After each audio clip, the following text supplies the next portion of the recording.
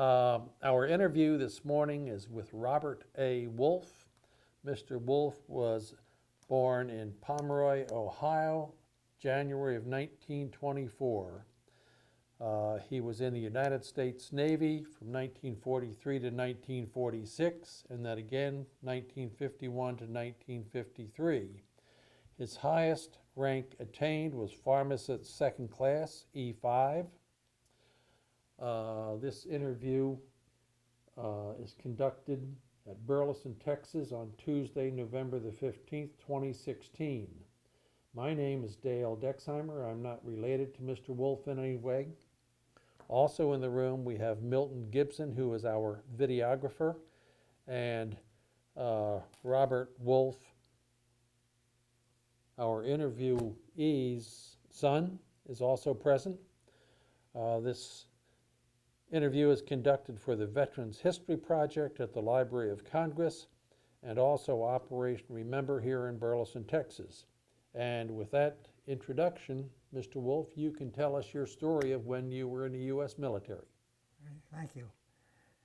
I guess you could almost say that my deciding to go into the Navy came about on December the 7th, 1941, when I was on my way back to college to finish a course that I had, was going into pharmacy school. And I went down after I finished my winter quarter. I went to the Navy, and I got turned down because of I didn't have a good bite, and of all things, I didn't know the color chart too well. But I think I outfoxed them a little bit on the color chart because I memorized that sucker. I knew page by page. It didn't make any difference where they started. I knew page by page on that, and I went to a dentist and explained to him what I wanted done, and he kind of didn't want to do it unless he got permission from my parents. And but he did. He ground my teeth down so that I had a good bite, and I knew the color chart again. So I went back to enlisted in the United States Navy. And my first tour of duty was at the Great Lakes Navy Training Station, where I went to boot camp. I finished boot camp, and incidentally, while I was there, we had, I don't know how many inches of snow, but it seemed like it was way beyond what I was used to, that's for sure. Anyhow, I can remember working behind a snow plow and trying to get some of the sidewalks cleaned off a little bit. And the other thing about it was that the camp there, which we were at, was not the original, was not the new camp that they started sending all the other men to. So we were in the process of carrying sod and everything else under the sun that they wanted in there to build the training camp. From there, I graduated from boot camp, and I went to, transferred over to the Naval Hospital there at Great Lakes, which I worked at for approximately 6-7 months, I guess. Then I left there, and they transferred me up to Madison, Wisconsin, to the University of Wisconsin, which if they would have guaranteed me room and board like we had there, I would have signed up for 30 years. But we stayed in a women's dorm where we had a separate bedroom, we had a fireplace, we had a guy come in and clean the room every day for us, made our beds. I was ready and willing to sign over. But anyhow, I stayed there for about a year or six months to a year. Then they transferred me back down to Great Lakes again, and where I worked in the Naval Hospital. Then I was transferred from there to Newport News, Virginia, where I was assigned to the USS Ticonderoga. So I took off from there and went down there, and while I was down there, I found out that the Ticonderoga was not anywhere near completed, and they was going to ship me over to another ship, which was called the LSD-13, the USSS Casa Grande. Little explanation of what the LSD is. It's a landing ship dock. I know we surprised a lot of people. As far as I know, we were the only one out. I didn't see any others out there at all in the South Pacific when we were out there. And they surprised a lot of people when we would drop down the tailgate on that and put about 6 to 8 foot of water inside the whole ship. That surprised a lot of people, but when we used to run, I found out later on when we got out of the way, we picked them up in a staging area in the South Pacific, but we would put about 6 to 8 LCMs in there with a tank in them. And that was our main purpose, was to go in and drop those tanks off in the day of the invasion. But anyhow, I stayed there. While I was there, I drove an ambulance for the hospital there at Newport News, and I also got a leave from down there, and I went home, and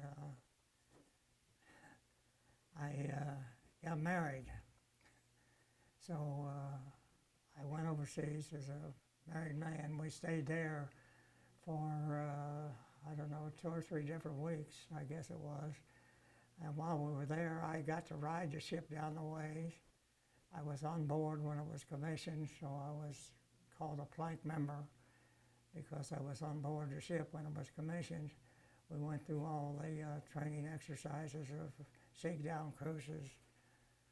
And one interesting thing was we went through a large cage. They took all of our watches and everything away from us. They put them in something, I don't know what it was, but we went through an electric cage that was supposed to control the electricity on the ship, I guess. From what they were telling me, I really didn't know about it. But anyhow, we left there, and while we were there, my wife and I stayed at a Baptist minister's place right outside of Newport News, which was rather interesting because they had her working in a beauty shop, and every day we would say goodbye, because I didn't know when I left in that morning whether I was going to come back at night or not. We just didn't know. But anyhow, when we finally left there, and we went through the Panama Canal, and from there we went to Pearl Harbor. Even though we were a little later on in the war than what some of the fellows went through there at Pearl Harbor, it was a sight I'll never forget. I know that. So we pulled into there, and then we went from there to Guam. Then we went to a staging area for the invasion of Leyte in the Philippines. The staging area, I'm sorry, I don't remember where that was at. I tried to recall it, but I just couldn't recall that. But anyhow, when we made the invasion of the Philippines and Leyte, I don't know how we got up in there, but we got between the battle wagons and the shoreline. And I tell you, those people like to deafen me. That was a little much sitting there with them going off and on all the time for about 24 hours at a time. And it got to the point where I was about ready to jump overboard or do something, and then the mortars started coming close to us, so we had to pull back out of there, and we got out of there. And we stayed out further in the bay. And then we picked up some casualties from the beach, and we took them down to Australia, to a hospital down there. We made 2 trips down there. Crossing the equator was a lot of fun too. They made me jump overboard and swim across. And I met King Neptune too, if you don't know what that is. I ran across him very suddenly like.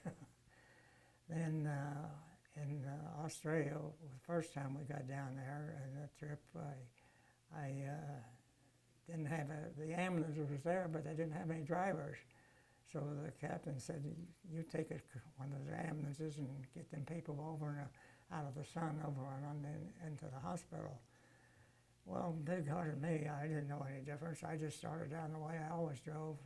Lo and behold, here comes some guy headed on at me. I said, "What in the world's going on?" And I forgot to remember they drive on the wrong side of the road.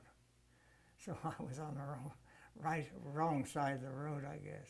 So needless to say, I did not do that the next time. And then while we were in that area, we went to Guadalcanal, and we also went over to New Guinea and stayed around in there for quite a little while. And then we went up north again, and we went to a staging area. I'm not sure, I believe it was Eniwetok, where we were prepared for the invasion of Lingayen Gulf up in the northern part of the Philippines. We left the staging area, and Manila at that time was still unoccupied. It was still Japanese held. So we went by there about 12 o'clock, 1 o'clock in the morning, and everybody was at general quarters, and I heard the planes coming in. In fact, the one was so close to us, so we were back on what they called the coffin corner, and it was just so low I could see him in the cockpit, the Japanese flyer in the cockpit. And needless to say, why the destroyers got him and knocked him down. That's all we hoped and prayed that they did not get the message back that we were in a convoy heading somewhere. As far as we know, they never found out about it. So we went on up to Lingayen Gulf and made the invasion up there, Lingayen Gulf. Then we went to another staging area for the invasion of Okinawa. And while we were in the staging area there, we were anchored not too far, maybe a couple blocks, I would say, away from the USS Franklin, which was a big carrier that was probably one of the worst casualties they ever had in the Navy. They had planes loaded with bombs to take off on the top side, and then they had them down on the deck just below it. So they were all loaded with gas, with bombs. One lone Japanese bomber came across, dropped one bomb, hit the sucker right straight in the middle. And from then on, it was just nothing but flames and gasoline pouring off the side of it. I think out of around 1,200 or 1,300, whatever they had on board, I think they had about half of them that never made it off of it, and the rest of them, they did make it. They pulled anchor, and they finally got back to the United States, I understand, and they went back to there. Anyhow, we started off with the convoy going up to Okinawa, and on the way there, Halsey decided that they wanted us to go around a big storm that was coming up through there in the Pacific. It was right directly in our path. Halsey said, "No, we're going right through it." Well, we went through it. We had a couple carriers that were disabled because it just bent the flight deck right down along the sides when they went down, dipped down in the water. When they come up, the side of the carrier was down there with the flat top on the bottom of the going over the side of the ship. And as I understand, I don't know for sure, but they said there was a couple of destroyers that just completely disappeared in it.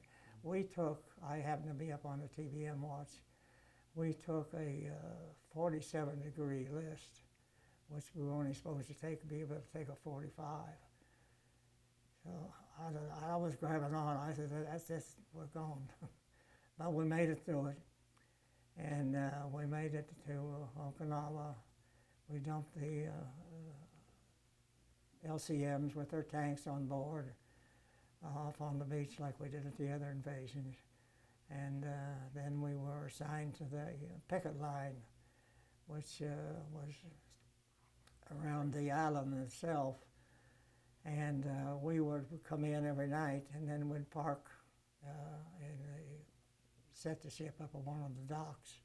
We used to be in a certain, I forgot the name of the area we were in, but anyhow, we were in this one area, and Tokyo Rose came on and said, she named our ship and all, and said, you were in such and such a position. You were going to get started with a kamikaze tonight. So got the little old man a little bit perturbed, so he moved. And we moved out of it, and it was saved from it. But one of the guys on board the ship got injured, and I was assigned to take him over. There was a big hospital ship out in the middle of the bay, and I was assigned to go over and take him over to the hospital and get him on board and see that he was comfortable and everything. And that night, we were back out on the picket line. That hospital ship was lit up like a Christmas tree.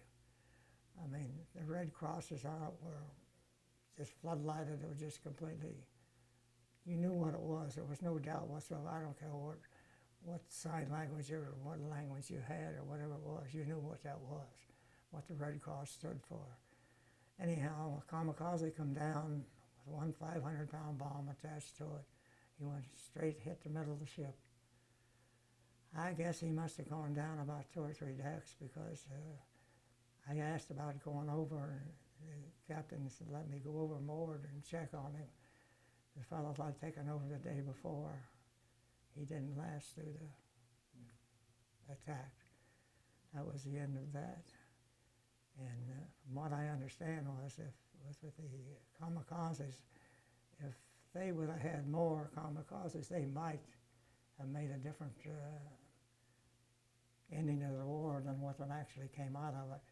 We got a little bit of problems in Okinawa there, so they sent us back to Pearl Harbor for repairs, and Pearl Harbor was unable to do it, so they sent us clear back to the States. We were in Oakland, California, and we were in dry dock there, and they sent us, the men on board with their wives, they sent us up to R&R at Yosemite National Park, which was fine with me. I like nothing about wrong with that at all. Incidentally, my wife had never been on an airplane before in her life. When we hit Pearl Harbor, I had the captain of the ship was going to go back aboard, or going to fly into California, so he took some letters from us. One of them was that I told her that I was coming in, and she flew out. But the problem was, we had a little problem. We were assigned a different place in the docking than what they said we were going to be. So I was sitting there, and I knew my wife had landed, and I didn't know where in the world she was at. And finally, she went to a Navy chaplain. I don't know how she found out about that, but she did. And the chaplain called me and said, "I've got your wife." And I said, "Oh boy, that's really good news." So we got that settled, and then we went up to R&R, and we were up in Yosemite National Park when the war ended. So we rode like crazy trying to get some bicycles to get down to the store and get a few things. But the store was closed up for a celebration of the end of the war and everything. And that was just about my story for the World War II. They did call me back in 1951. I got the notice. Well, I didn't get the notice. My wife, unfortunately, got the notice, and I was working as a pharmacist, and she called me. I couldn't understand what in the world she was saying, And so I had to leave and go home, and come to find out she was showing me this letter that the United States Navy wanted me back in January the 3rd of 1952.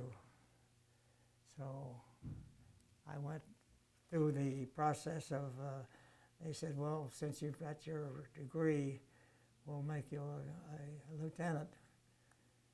And I I had a chief bosun mate that followed me around for about 2 days while I was going through the exercises in the physical and everything. And when it come the time to sign the papers, I just was ready to sign. I just happened to notice it said up at the top, USN. And I said, no, Chief. I don't want USN. Oh, yes, sir. He says, you were USN before, so they want you to stay USN. And I said, ain't no way. And I tell you what, that chief turned from red to blue to purple to what other color you want to put on it, and talked the same language, because I guess he was due for about $500 for getting me to sign over. So anyhow, I went to Great Lakes Naval Training Station. I was assigned to a missile cruiser out of Philadelphia. And I went over one night and was sitting in the PX there, and I noticed these officers that were sitting over there, and they were commanders, and I thought, well, one or two of them looked kind of familiar to me. So I finally got up enough gumption, I went over and introduced myself to them, and come to find out one of them was the full commander was on board my ship as a Lieutenant JG when I was on board the ship. And so he said, well, do you really want to go over there on a missile? I says, I may be a little stupid, but I don't think I'm that dumb. No, I don't want to go. And he said, well, let me see what I can get something done for you. And so the next day, well, he called me, and he got me assigned in the pharmacy there at the Great Lakes. So I worked a double shift. I worked in the pharmacy in the morning, and then in the afternoon, I went to work as in the checkout point for going on leave. So that's my story.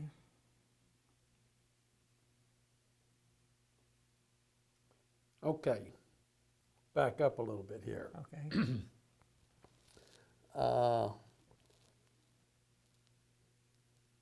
Did you have a degree when you went to boot camp? No. At that time, I'm sorry, I forgot about that. You'd been attending. I was just went through boot camp. I graduated from boot camp as an apprentice seaman, and I went over to work at the hospital. I got my third class pharmacist mate there, and then I got my second class pharmacist mate up at the University of Wisconsin when I was up at the station up there. But you had attended college before? Yes, I had about a year and a half in college before I went in. As working toward a pharmacy degree? Yes. Okay. Yes, so I was in pharmacy college. you stayed in the same field? Oh yes. Okay. Yes. Okay. What I really wanted to do was to become a doctor or a surgeon, because that's all I did in the service, was helped out in surgery all the time at Great Lakes, and when I was up at the University of Wisconsin, that's where I worked up there, was in the surgery department, and same thing on the ship. And so I wanted to be a doctor, but when we graduated, there was 3 of us, 2 identical twins, and myself. We all applied for medical school, and why I know they only accepted 1 of them, I don't have any idea. It actually broke the one twin's heart. But then I applied for dental school, and they decided they'd take me in dental school, but then I said, I don't want to be a dentist and looking at mouth, teeth all the time. So I said, no, thank you, and I just went on and got my degree, and that was it.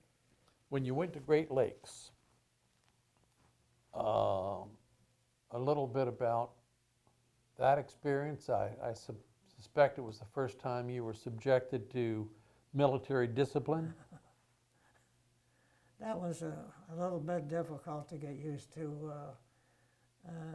somebody telling you when you was going to go to bed and when you was going to get up in the morning and everything like that. In fact, it lasted, as far as I was concerned, about 24 hours a day.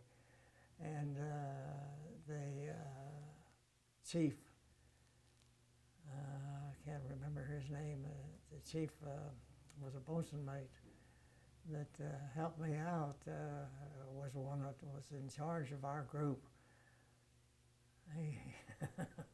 He, he had more rules and regulations, I think, what the Navy had too.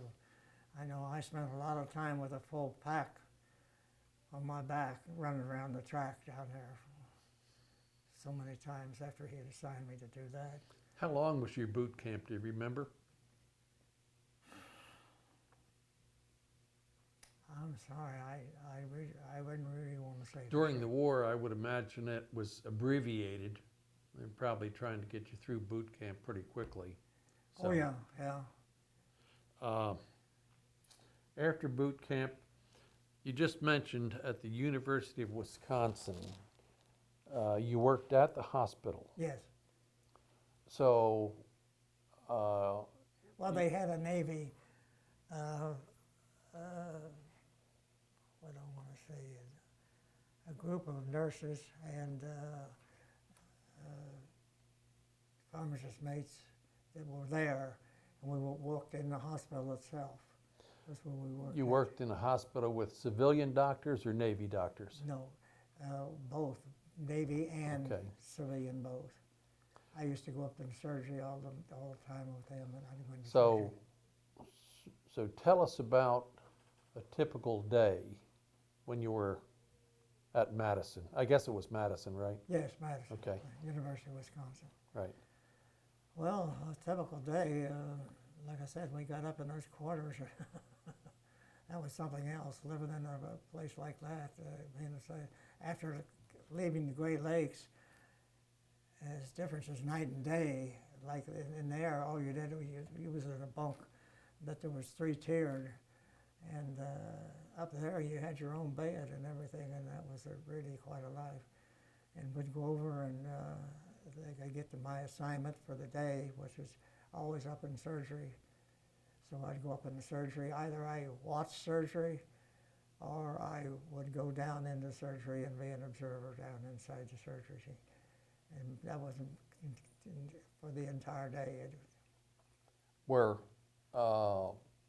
the patients fellas who had come back from a combat zone, or were they? No. They were. I only had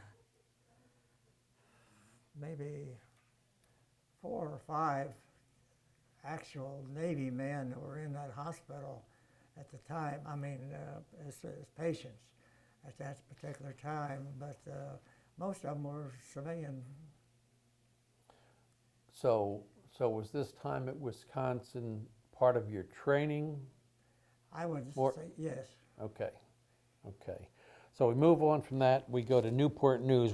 You got married before you went to Newport News, right? No, I was down at Newport News, and I got When to you- leave from down there Okay. because the ship, the Ticonderoga that I was assigned to, was way back. Wouldn't be for 3 or 4 months before it was even ready. So they said, no, we're not going to. They got a ship there that was USS Casagrande that was ready to go down the ways. So I rode down the ways, and then we went home when I got married. I brought my wife back with me, and we were on board. Both of us were on board when it was commissioned. I was surprised that you could take your wife as many places as you did during the war. You took her to Newport News where she worked, Yeah. and then at the end of the war they brought her out to the West Coast and y'all went up to Yosemite. Yeah. I didn't realize that family members got to travel that much during the war. Well, it was all on her own. I mean, the Navy had nothing to do with her coming out there. Okay. As far as I was concerned. Okay. I'm sorry, I may have misunderstood her. No, that's fine. And clarification. USS Casagrande, Yeah. LSD 6. 13. 13, LSD 13, okay. Landing ship dock. Diamond ship dock. So you went down the ways, you went through some sort of training there, Well, Virginia. shakedown cruises, yes. Then you went down through the canal to Mhm. Pearl and on to the Pacific. Right. How many people on an LSD? Round figures. Around 400. 400. How many medical personnel? We were very fortunate. We had a doctor on our board, on board our ship, because we were attached to a bunch of destroyers, and the doctor on our ship would help to take care of all the others. We had a chief pharmacist mate and three other. There was four pharmacist mates, and one chief, and one doctor. So you had a total of 6 people in the 6. medical department, Yes. and you had 400 crew members plus all these destroyers that Right. you had a responsibility Correct. for. Did you have, what sort of a medical facility would you have? LSD is a pretty big ship. About Did- 450, about did- 450 feet. Did you have an operating room per se, or was it a clinic kind of thing? No, we had a small operating room, and we had 8 bunks in there. We could only let them know that we could only take 8 people, but at that particular time they were kind of pressed for capabilities of getting the men back down to a hospital. If you got something that was beyond your capability, injury that your chief didn't think you could handle, I guess then you took those people to Australia, the ones that were. Yes, yes. Okay. If you had somebody come in for an appendectomy, you do that on board? We did that on board. We did we did one appendectomy, and you asked me too quick. One other surgery, I can't remember what that was. You have a number of burns. The captain let him know we were not supposed to get any of 2 different categories. Someone that was off on the mental side, mental capabilities from the war itself, or burns. Okay. Burns we could not take care of. We didn't have the facilities for taking care of that. Most of them burn victims, they go to a carrier, they go to somebody with more capability than? Right. Okay. Yeah.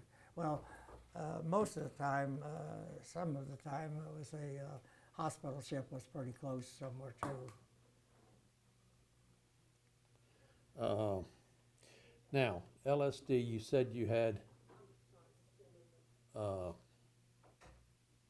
the well deck that they flooded. Mm-hmm. Did you ever put Marines on the beach or Army on the beach when you were out there in the South Pacific? What we did, like I said, we would fill that up with 6 to 8 LCMs with a tank in them. Right. And we'd go in this day of invasion and sink the ship down, and then run the LCMs out and go and hit the beachhead with them, with the tanks. And you did that a number of times, sir? 3 different times.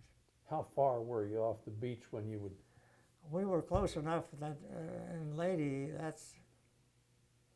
they came pretty close at Okinawa too, but at Lady, I particularly remember I couldn't figure out what in the world the big splashes were coming alongside the ship, and they said they were mortar shells. And so the old man pulled us back. We went back on the other side of the battle wagons. You were at general quarters whenever you put these folks on the beach, I assume you were. Oh yeah. What was your station at general quarters? I was aft on the ship underneath a quad 40. So you're a gun crew. No, I was No. underneath of a Okay. quad 40. The quad 40 set up Right. quite a bit high, Okay. and my battle station was right underneath of that. And your function at the battle station, you were a corpsman? Yes, Okay. So if you had any injuries during that GQ, if they were somewhere close to you, close to you me. would handle that That's particular right, yeah. injury. Well, we had Okay. the rest of the other 6 were, 5 were be somewhere else on the ship too. Okay. Uh,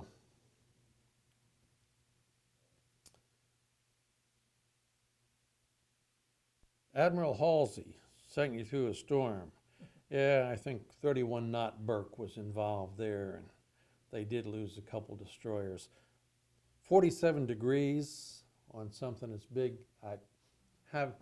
Having been in some of those situations, if Bureau of Ships said she was allowed to go 45 before she turned turtle, 47 was a long way. We've been through this story before, Mr. Wolfe, and Milton here, who has not served in the United States Navy, sort of laughs at my stories of being on a destroyer and how far we went. So we're over that. Okay. The war ends, you're on the West Coast, you go up to Yosemite with a wife, Yes. and then you get out. What'd you do when you get out? Went back to school Went back to school to get your pharmacy to degree. get my pharmacy degree. I went in Where'd you go went- to school? Ohio State University. Okay. Buckeye. Buckeye. Both of us. He graduated from there, and my grandson also graduated from there. But anyhow, I got my degree. But what they did to us, there was about 4 of us, I think, 4 or 5 of us, that came back all about the same time. We all left about the same time to go into the service, and we came back out at the same time, so we ended up in the same class. And they would assign certain courses to us, and we said, well, we've already taken them. Oh, good. We thought maybe you had, so you'll just be an assistant instructor. So you get your degree, pharmacy, BS, I guess? Yes. Okay. Then what did you do? I worked as a pharmacist for about 5 years in a large prescription store. Independent? Well, yes, oh, yeah, independent. Well, Before the days of CVS, Walgreens, and oh, yeah, well, much way before them. And there would be 12 of us on a shift there oh wow. at a time. Was this in Columbus or? in Columbus, Ohio? Okay. And Okay. when that's why I was working when they called me back to go into the service a second time in '51. And you were commissioned when you went back. No, I refused. You wouldn't sign for the USN? No. As you told the story, I thought there was an option USN or USNR. R. Would you have signed for USNR? No, it was. No? I didn't know that at the time, but when it come down to the point, they said I was USN.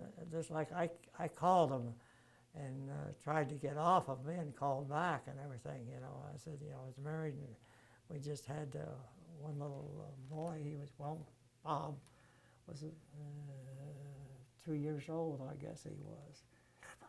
And but they said no. I says, well, I've got a discharge. They says a discharge don't mean a thing to us. So I got another discharge from the Korean War too. I got another one too. But I guess according to them, I'm still in the Navy. So they called you back, and you did most of your time in the Korean War. All the time.